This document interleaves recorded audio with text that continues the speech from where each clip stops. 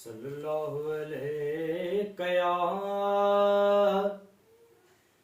या रसूल अल्लाह वसल्लम अलैका या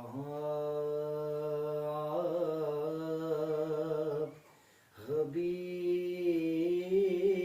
अल्लाह।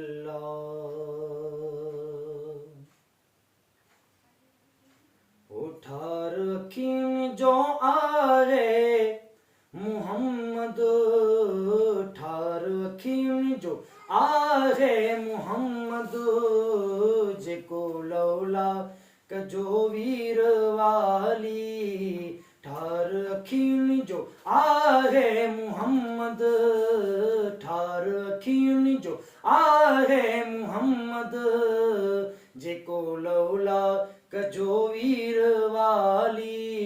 ओ ठार रखीन जो आहे मुहम्मद, जेको लौला कजो वीर वाली। ओ ठार रखीन जो आहे मुहम्मद, जेको लौला कजो वीर वाली। हो जेको लौला कजो वीर वाली। वंड झोलियूं भरे थो विराए, वंड झोलियूं भरे थो विराए। था अचन दर संदन लख सवाली। ठार अखियुनि जो आहे मुहम्मद, ठार अखियुनि जो आहे मुहम्मद, जेको लौला कजो वीर वाली। ओ सखी सरदार आहे असांजो, कबर महशर में पोए खौफ छाजो। ओ सखी सरदार आहे असांजो, कबर महशर में पोए खौफ छाजो। हो कबर महशर में पोए खौफ छाजो।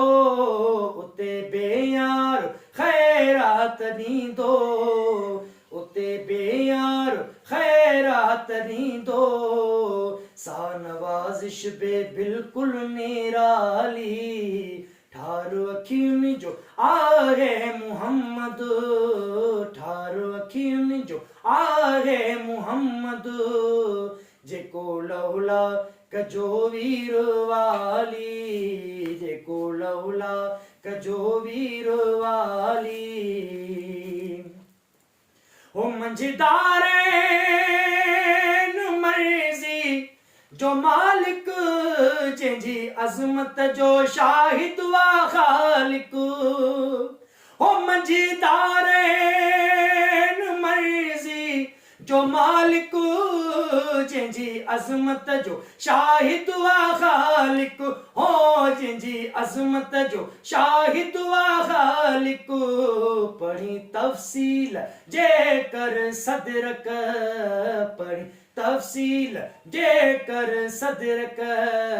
आसंदन शान अफ़ज़ल ऐं आली।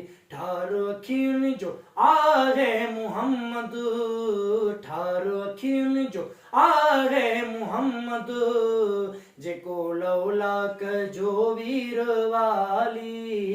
वंड झोलियूं भरे थो विराए सल्लल्लाह, वंड झोलियूं भरे थो विराए। था अचन दर संदन लख सवाली। ओ सना ज़ाहिद लिखी पढ़ तू हर घर। ओ हक पर हक वा मुर्शिद महेसर।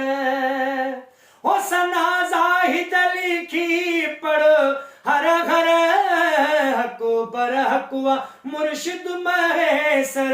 ओ हक पर हक वा मुर्शिद महेसर।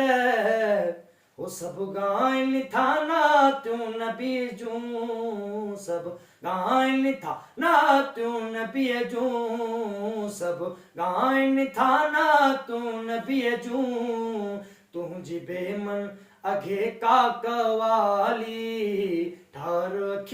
जो आगे मोहम्मद सल्लल्लाह, भर दो झोली मेरी या मोहम्मद, लौट कर मैं न जाऊंगा खाली। भर दो झोली हम सब की, भर दो झोली आका जी, भर दो झोली दाता जी, भर दो झोली, भर दो झोली, भर दो झोली। तुम्हारे आस्ताने से जमाना क्या नहीं पाता, तुम्हारे आस्ताने से जमाना क्या नहीं पाता, कोई भी दर से खाली मांगने वाला नहीं जाता। भर दो झोली मेरी या मोहम्मद, लौट कर मैं न जाऊंगा खाली।